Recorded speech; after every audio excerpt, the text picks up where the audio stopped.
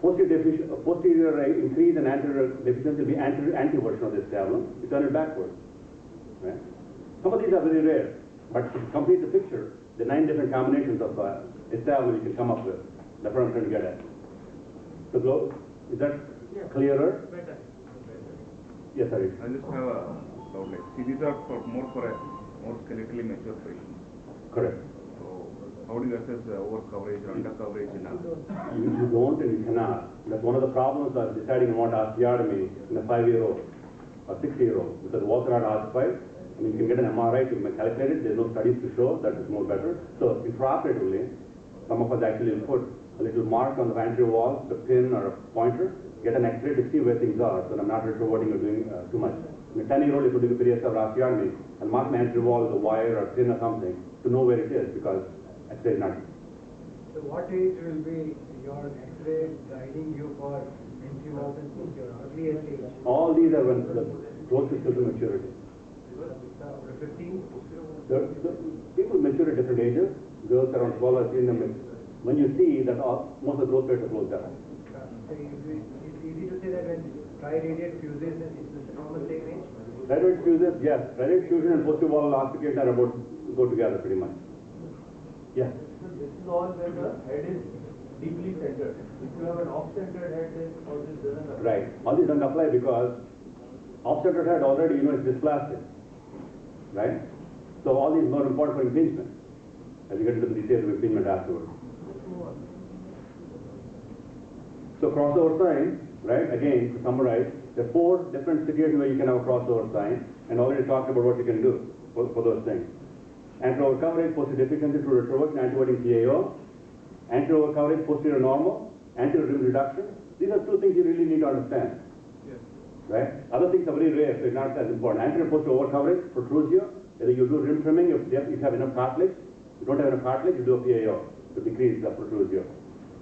Anterior posterior deficiency can still have a crossover. 1/3 of DDH has crossover sign. And people say it's retroverted. You can't have retroversion and DDH. I mean, global dysplasia. So, there you do a standard PAO, focusing on not rotating it even more. Right? When you correct the PAO, you need to antivert when you bring it down so that you won't cross over even more. If you just do a standard correction, somebody who's crossed over already, you're going to cross over even more after correction. Is that okay? Yeah. All right. All right, for the femur now. These are nearly spherical head, usually, right? Start paying attention to physeal lines, especially as they're getting, when they're closed already, the physeal line clues you to see if there's cam morphology. You don't have to start measuring alpha angles and every other man. You get experience just looking at it. So look at the physeal line, both closed and open. Even in 20-25-year-olds, you can still see some line, a scar of the physeal. Look at the fovea. We already talked about it. High fovea, not good. Low fovea is good. Head and neck offset, right? You can measure it objectively with the alpha angle. We'll show some examples. A round head with a nice contour of the neck is important to have good range of motion without abnormal stress on the establishment, right? So 45 degrees or less is ideal. You cannot have less than 40. It's too narrow of a neck. But 45 to 50 is probably normal. More than 55, 60, you're getting into cam morphology. Cam morphology does not mean cam impingement, and cam morphology does not mean that you have to operate. But it's just cam morphology.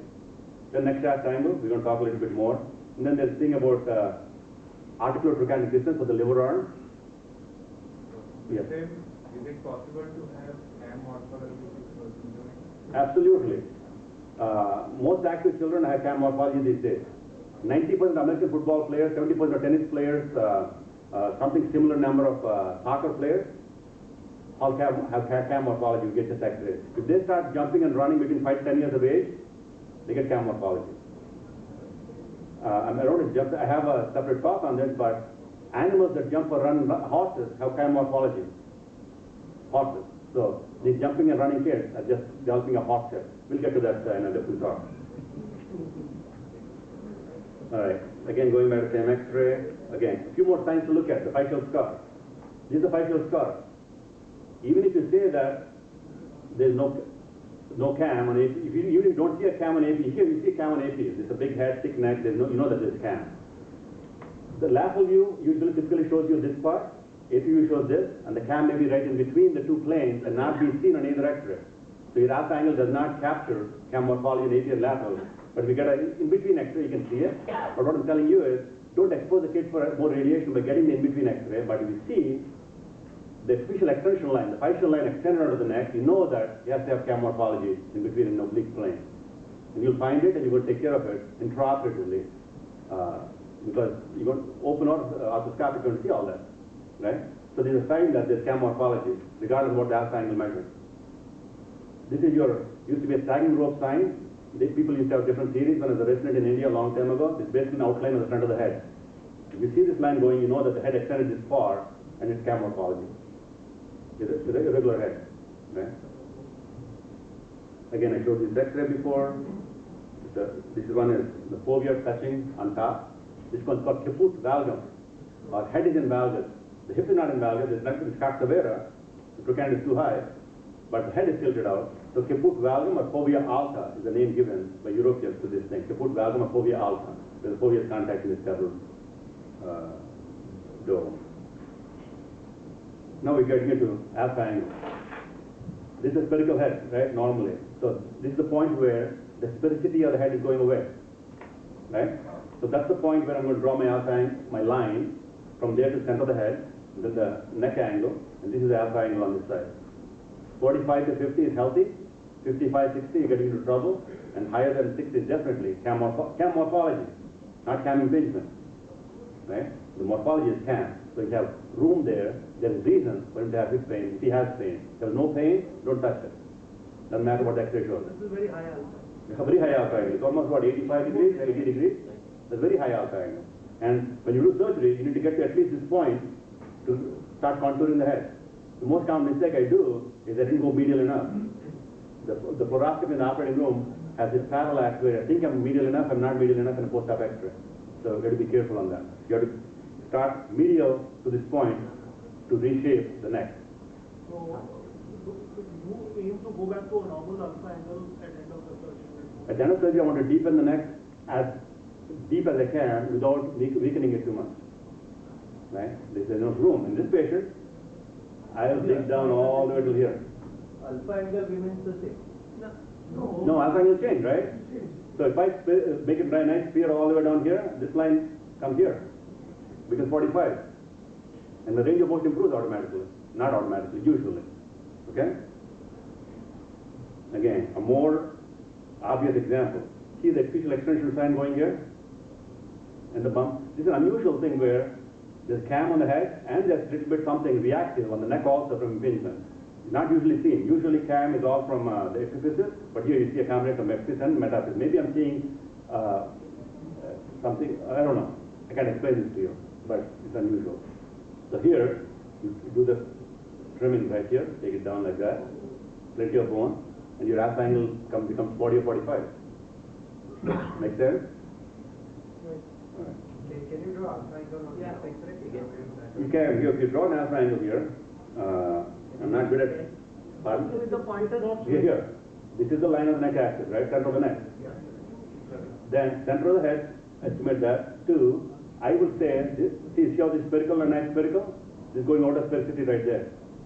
So I'm going to put from that point to the center of the head and this line. So I'll put an alpha angle around 75, 80 degrees in this patient.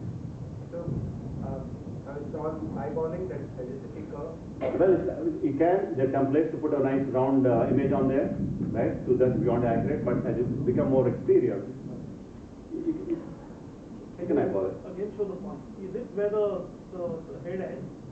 No. Where the cut is on? Usually, you can use most circles or things like that, put a perfect circle on top. I think I showed you on that other view. Let's go back to this picture. All right. You see here, I'm going to draw it. So you create a perfect circle on this head, and that's the point where it goes out of the circle. That's the point for alpha angle. Make sense?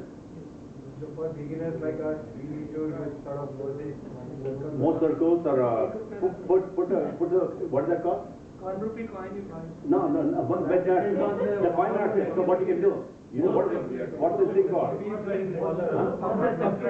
but you can do the compass. Yeah, put it right center, put the pin right in the middle, and draw a circle out around it. You clearly know.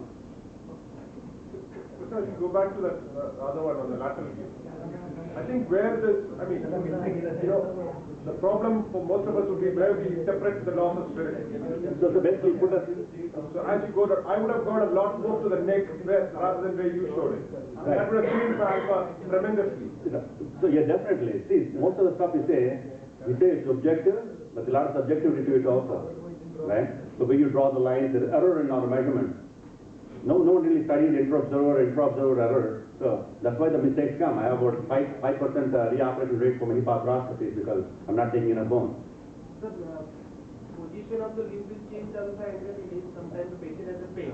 We cannot detect the sphericity of the head. It will change. Oh, well, if I understand you right, this is only one view, right? There's 360 degrees of rotation around. The alpha angle changes at every point. It's just one view that tells you in this view is what the alpha angle is. That's why I don't give a lot of importance to the alpha angle. I just say there is abnormality, there is pain first, and they have room in the neck to remove. And for me to make this neck normal, I need to get to where the sphericity goes out of sphere and work there to shave it down. That's the reason that some people who do MR and then have various radial counts. Right. So that all along the sphere they can But use alpha. that is not all around the sphere, right? It's every hour. So it divides up into 12 hours, and you do one every hour. Yeah, that's a little better. But what I'm saying is that you look at AP and lateral and look at the signs, you figure out where the cameras are because you won't see it anywhere. So it's not as critical to get all the sophisticated measurements. So radiologically you have decided what will you remove, but on table would you use templates, those very I use the fluoroscopy and I do make errors. Like I said, I have a 5% reoperation rate right now. Many arthroscopies of cam impingement. Dynamic fluoroscopy has any role? Dynamic when you are doing that. Dynamic fluoroscopy. Not dynamic fluoroscopy, but dynamic arthroscopic exam or open exam helps you a lot. And you have these templates that you guys have now. I never use them, but if you do open surgery, there is specific templates available, right? Based on X-ray, you try to determine what arc the bump is. Right. That's correct.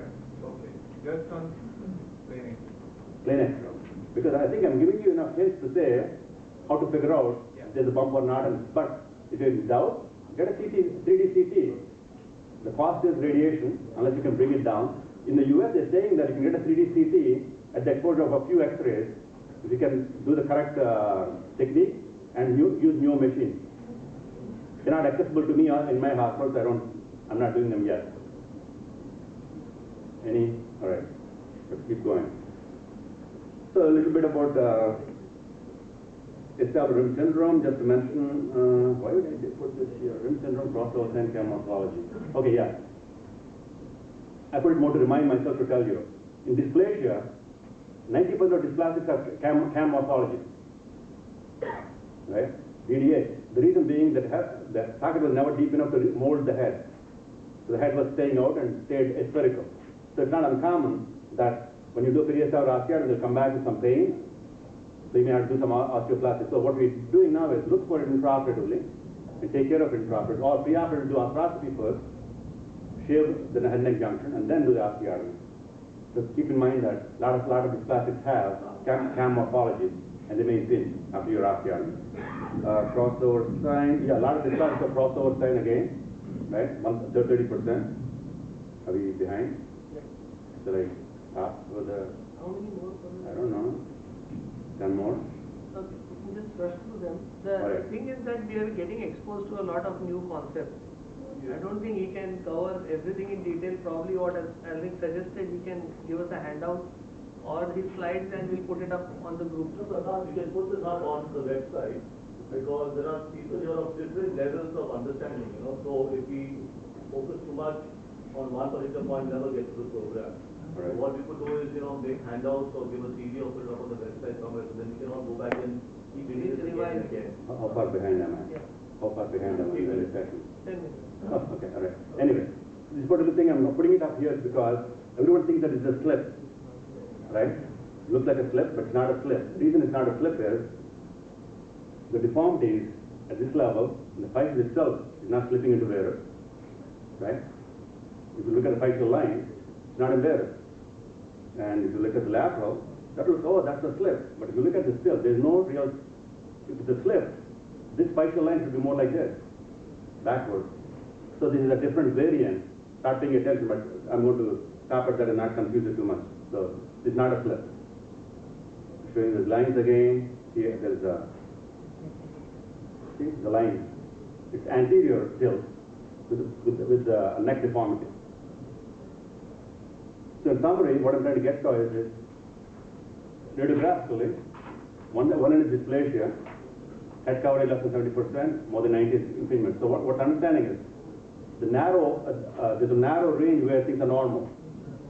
One extreme is dysplasia, one extreme is impingement, and both cause arthritis.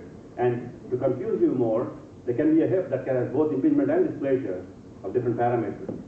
That can cause trouble, right? Advanced imaging. Is the session 10 minutes or is that have another talk on advanced imaging? No, the whole thing Oh, is that's it. an All hour. right, all right. Oh, this will finish up. All right. I thought hour and a half.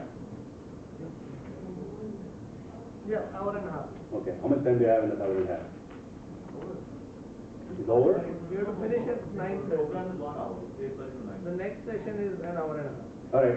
There's the 3 slides on this. 3D reconstruction, right? 3D reconstruction is great to show you the cam morphology. If you don't understand it, it's the heterotopic bone that may be causing problems. 3D reconstruction is great. All right. It allows digital measurement of head coverage. If you say, well, I don't know how to look at an X-ray and say 20%, CT will allow you digital measurement. Version can be measured with the true version of the femur. You can do dynamic simulation of an impingement. It allows navigation. If you're going to go into navigation to tell the instrument to tell you what to do, it allows navigation. And the dose can be brought down with newer technique, like I said. Here's the cam, free, here's the cam post, right? Shows great, if you don't mind the radiation. Here's the cam extension right there. This is all articular cartilage covering it here.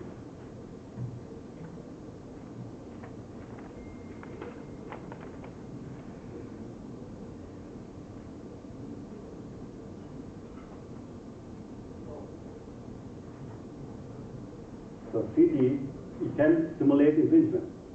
There's a cam bump there, right? Jamming. It will tell you where the conflict will be. It will tell you what happens when you do surgery.